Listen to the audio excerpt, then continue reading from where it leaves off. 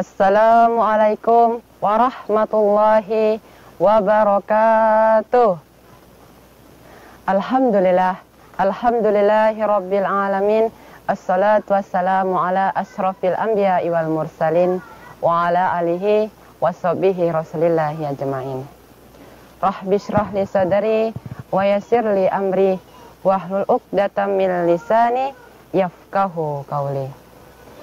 Bapak, Ibu, dan teman-teman sekalian yang semua yang dimuliakan oleh Allah Subhanahu wa Ta'ala, mari kita memperbanyak bersyukur kepada Allah Subhanahu wa Ta'ala, karena Allah selalu memberikan cintanya, kasih sayangnya, keberkahannya, dan nikmatnya kepada kita semua dengan cara kita mengucapkan Alhamdulillahi Rabbil Alamin. Segala puji bagi Allah. Dan mari kita memperbanyak salawat kepada Nabi kita Muhammad Sallallahu Alaihi Wasallam, karena Nabi itu telah banyak berjuang, berjasa kepada kita semua dengan cara kita mengucapkan Allahumma sholli ala Sayyidina Muhammad wa ala ali Sayyidina Muhammad. Ya Allah, limpahkanlah rahmat kepada Nabi Muhammad, dan ya Allah, limpahkanlah rahmat kepada keluarga Nabi Muhammad. Bapak, Ibu, dan teman-teman sekalian yang semuanya disayang oleh Allah Subhanahu wa Ta'ala. Pada kesempatan kali ini, saya akan menyampaikan sebuah kultum yang berjudul Makna Bulan Puasa. Kita tentu sudah tahu apa itu puasa dan apa tujuan dari kita berpuasa. Puasa adalah menahan diri dari makan dan minum dan segala sesuatu yang bisa membatalkan puasa, dari terbit fajar sampai terbenamnya matahari. Dan tujuan dari kita berpuasa adalah untuk meningkatkan ketakwaan kita kepada Allah Subhanahu wa Ta'ala. Allah Subhanahu wa Ta'ala berfirman dalam surah Al-Baqarah ayat 183 yang berbunyi, A'udzu billahi minasy syaithanir rajim. Bismillahirrahmanirrahim. Ya ayyuhalladzina amanu kutiba alaikumus siyam kama kutiba alal ladzina min qablikum la'allakum tattaqun. Hai orang-orang yang beriman, diwajibkan kepada kamu sekalian untuk berpuasa seperti bagaimananya orang-orang terdahulu agar kamu bertakwa. Di ayat ini ada kata takwa. Apa itu takwa? Apa yang diperintahkan oleh Allah wajib kita patuhi, dan apa yang dilarang oleh Allah wajib kita jauhi. Di dalam kita mengerjakan apa yang Allah perintahkan sesuai dengan kesanggupan kita, tetapi apa yang dilarang oleh Allah wajib kita jauhi.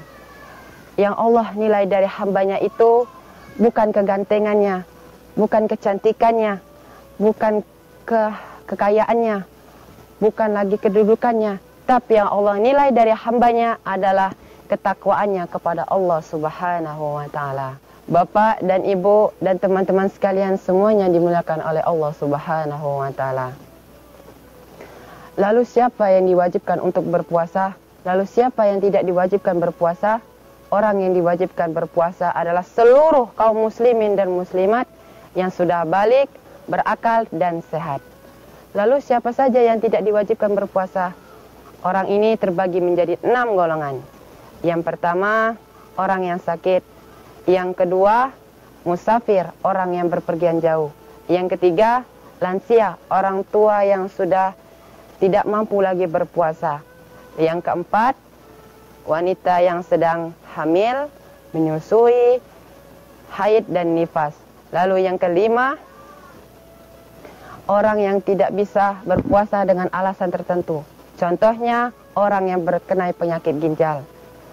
Menurut pendapat para ulama, orang yang seperti ini tidak diwajibkan berpuasa karena dia harus mencuci darahnya secara teratur. Dikhawatirkan jika ia tidak mencuci darahnya secara teratur akan berakibat buruk bagi dirinya. Lalu yang keenam adalah orang yang harus meminum obat secara teratur.